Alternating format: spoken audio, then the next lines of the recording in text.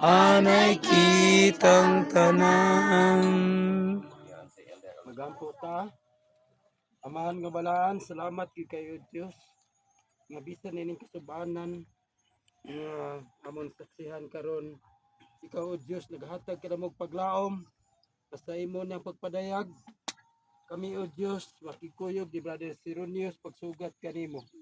Ngani mahal nagapasalamat kami kanimo nga si Brother Sironio nagmatirudanon sa paglagad kanimo ikan sa iyang pagdawat kanimo hantod sa iyang kamatayon o ginaton tao Dios kami usab ngani adiri nga mga buhi pa makita no sa bunta nga nagalagad kanimo hantod sa imong pagpadayag o hantod nga asa tama nang amo kinabuhi o Dios unta makaplagan kami nga nagalagad kanimo aron sa imong pagpadayag mahimo kaming takos diha sa imong gingharian o go Dios naton ta ikaw tabang usab sa nangahabilin nini nga pamilya nga unta ikaw hatag kanila sa kanunay o Dios paglaom nga kini ilang minahal sa kinabuhi bisan kini mitaliwan gikan kanila ila ra kini makitaan pag-usab sa imo niyang pagpadayag o Dios pasalo ka bisalanan nahimo diha kanimo kining tanan among gisalig is mong ngalan pinaagi kang Ginoong Hesus kumang luwas amen. Amen.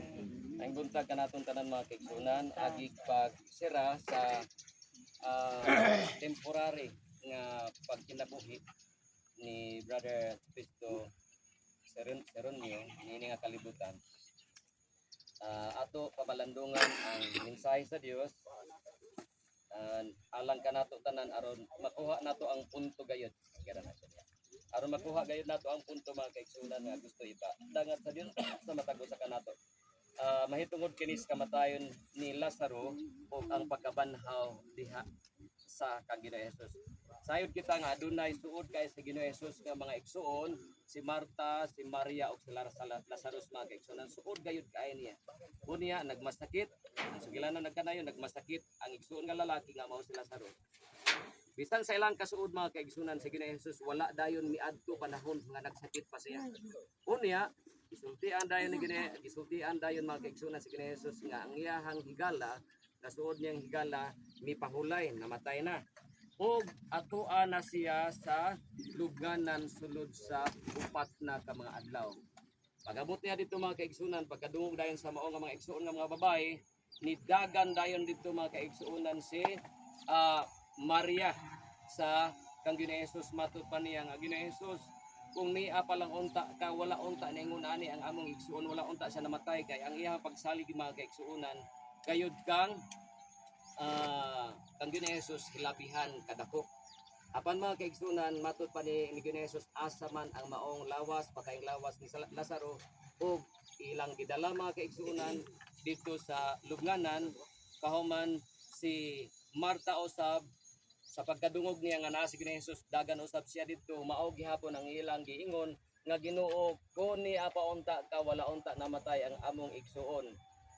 Sa mao nga paagi mga kaigsuonan nangutana si Ginoong Hesus ug dito gidala si Ginoong Hesus dito sa maong lubnganan. Nasayod nag-ingon ang mga igsuon, Ginoo Hesus upat naman ka adlaw gikan siya paglubong na nimaho naman ang iyang lawas.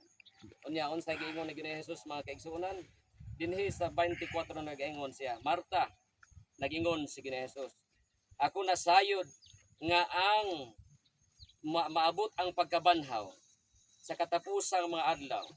Si Jesus mingon kaniya, ako. Si Ginoong Hesus mao ang pagkabanhaw ug ang kinabuhi. Wa gilain mga kaigsuonan, wa gyud misulti des balang kasulatan nga ako. Ang nagsulti lang gyud, nagliklara ra gyud nga ako mao ang pagkabanhaw ug ang kinabuhi. Walay lain kun dili si Ginoong Hesus nagpadayon.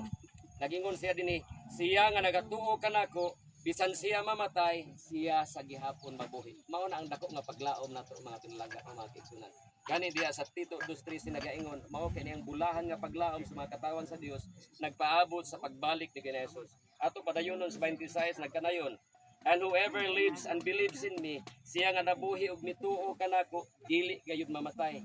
Nganong namatay man mga kaigsuonan si Brother Tipisto nga nagtuo man siya sa Ginoo.